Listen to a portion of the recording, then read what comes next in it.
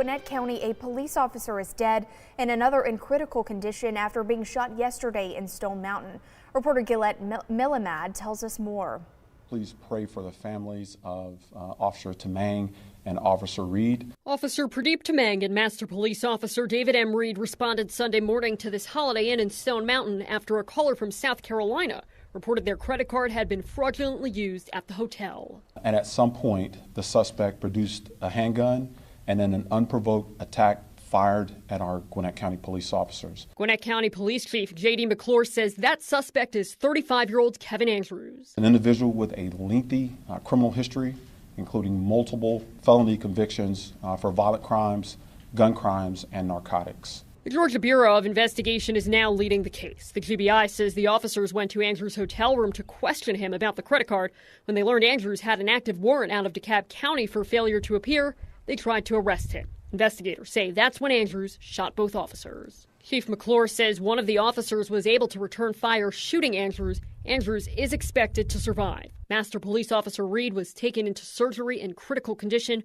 Officer Tamang, who had been with the department less than a year, later died at Northside Hospital. As the Gwinnett County Department mourns, this moment calls for compassion and unity. Gwinnett County Chairwoman Nicole Love Hendrickson makes this request. Continue to pray for the families, pray for our community, and pray for Gwinnett County Police Department. Agencies around Middle Georgia are responding to the fatal shooting. The Milledgeville Police Department taking to Facebook, writing in part, "Our deepest condolences are with the officers' families, co-workers, and the Gwinnett County Police Department during this difficult time. Incidents like this are a stark reminder of the dangers law enforcement officers face every day in the line of duty."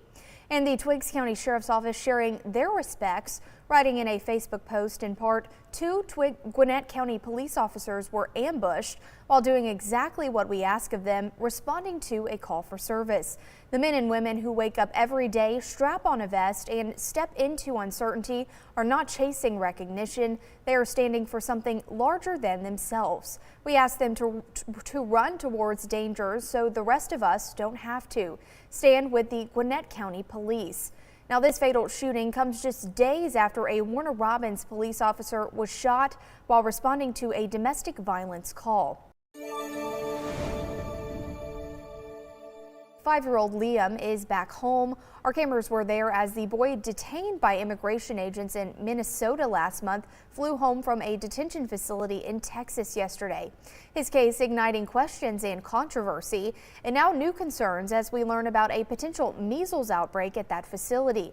Here's ABC's Lionel Moyes.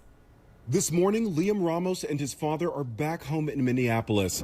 Liam, ¿cómo estás?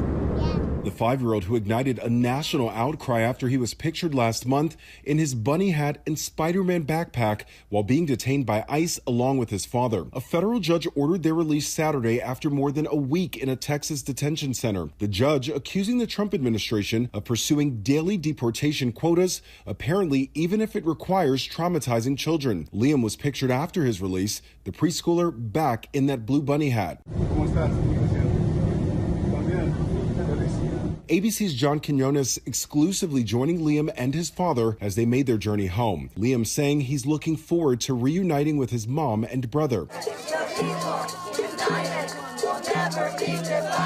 Their detention sparked protests outside the ICE facility in Texas where they were held as opposing narratives about their detention played out. The Trump administration saying Liam's father is from Ecuador who tried to flee and abandon his son. Officials say they tried to hand Liam over to other family members, but they refused. Are they supposed to let a 5-year-old child freeze to death? But advocates for the family say they've followed the legal steps to seek asylum, and Liam's father says he would never abandon his son and only moved a few feet away from him to try to get help. Entonces lo único que hice fue gritar para que salieran más personas. Deputy Attorney General Todd Blanche says the administration will now appeal their release. Should that appeal Liam and his father could end up back at the same detention facility they just left. A court hearing is expected this month.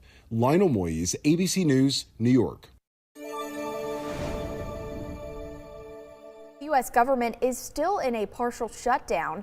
Hours before Friday's deadline arrived, the Senate reached an agreement on a funding bill. However, that deal isn't official until the House votes on the matter, and it appears there are still some things that need to be worked out. The U.S. starts a new week without Washington, D.C. running at full throttle. Tomorrow, the U.S. is expected to vote on the funding package that passed through the Senate last week. The legislation backs most government agencies through much of the year, except the Department of Homeland Security, which will only get funded for 2 weeks while lawmakers work to reform DHS immigration operations. This partial government shutdown is expected to last until at least tomorrow, while Washington, D.C. tries to come to some sort of agreement. This partial government shutdown will not result in tens of millions of Americans losing their food assistance benefits, but other travel could be hindered, and some people might not be able to get certain federal loans to buy homes or to operate small businesses.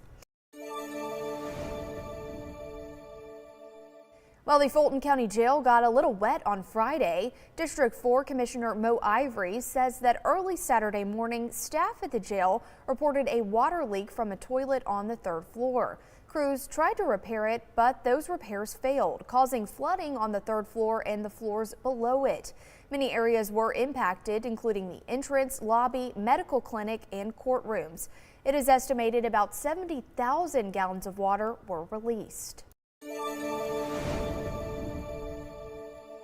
And we're giving you a look at a few places around Middle Georgia that saw some snow flurries over the weekend. Here's our meteorologist Noah Hoax here at our station in Macon on Saturday. He took this photo of a grassy area right out front of our front door, and it looks like Washington County had some snow too, according to these photos posted by the sheriff's office.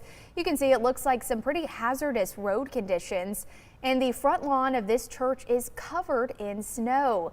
And then there's no snow in this picture, but this fountain in Montezuma was completely frozen yesterday. Well, happy Monday, everybody, and happy Groundhog Day to you all. We're looking at a lot of sunshine today, despite a very chilly start this morning. We started in the low to mid-20s and a few upper teens out there. With abundant sunshine today, we're going to be getting up to the low 50s. Now, the average high this time of year, 61, so we will continue to be below average, but warmer than yesterday when we only hit 41 degrees. It was a very cold and wintry weekend, but things are starting to look up a little bit. Now tomorrow, we'll see partly cloudy skies, even a bit warmer tomorrow. We're talking about low to mid 60s, so that'll be getting up pretty close to the average temperature. And then notice to our north and west, we're looking at another cold front that will be approaching Middle Georgia. That will bring some showers into our area late tomorrow night and into early Wednesday morning. The good news is it looks like most of the rain will be moving out for the afternoon hours, but will remain mostly cloudy, and we could still see a few showers in the afternoon on Wednesday. But as we get into Thursday, that's out of here. Sunshine will be returning, as well as some slightly cooler air moving back into Middle Georgia. And then as we get into Friday, we'll be back into the sunshine and warming up a little bit more. And over the weekend right now, it's looking pretty good. I think over the weekend, we'll see a lot of sunshine and temperatures getting back up to the 60s. So we do have a little bit of light on the horizon as far as these cold temperatures and seeing some warming up. And talking about the rainfall now, over the next 3 days, we'll see maybe a quarter to a half inch for most all of us. And this is pretty much what we will be getting tomorrow night into early Wednesday morning. Now let's talk about the drought monitor, something we haven't shown you in quite a while. You can see all of Middle Georgia is at some level of drought. We have a moderate drought here, which is basically Bibb County northward, and Bibb County southward. You can see we're in a severe drought. And even to our west, a few areas where we have an extreme drought. So again, all over Middle Georgia, we are in a drought condition. So we definitely could use some rain, and I think we will get a little bit late tomorrow night into Wednesday morning. Just not a whole lot to help with the drought situation. Now, let's talk about the temperatures now. Let's take a look down the road. We know the next few days we're going to be kind of up and down with those temperatures, flirting with average, going back below average. But as we look into February 10th through February 16th, we're starting to see these lighter colors move over into our area, which means we'll start running back a little bit above average on our temperatures.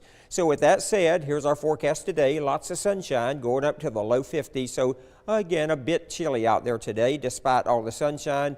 And then tomorrow morning, we'll kick off our Tuesday, partly cloudy, temperatures in the upper 20s. And here's our 10-day forecast. You can see tomorrow getting up to the low to mid 60s. And there's the rain showers moving in late tomorrow night into Wednesday. Slightly cooler because of the clouds and the rain than Thursday, a little cooler behind that cold front. But look at Friday and the weekend. We're going to be back up into the 60s.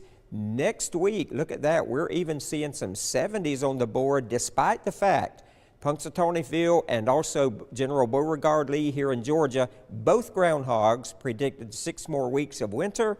I'm seeing a little bit of hope there next week as we'll see some 70s moving back into middle Georgia.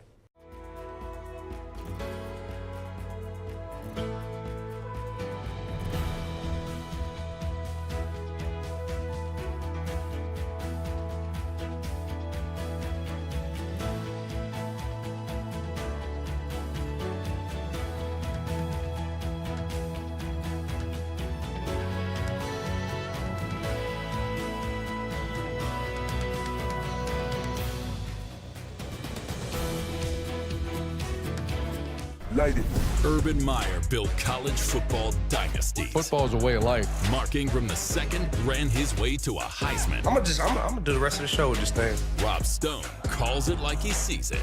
This is the Triple Option, where legends tackle the biggest headlines in college football and the NFL with guests who don't hold back. You're not winning with that owner. Wow. It's football talk that hits harder than game day. The Triple Option, presented by Wendy's, wherever you get your podcasts.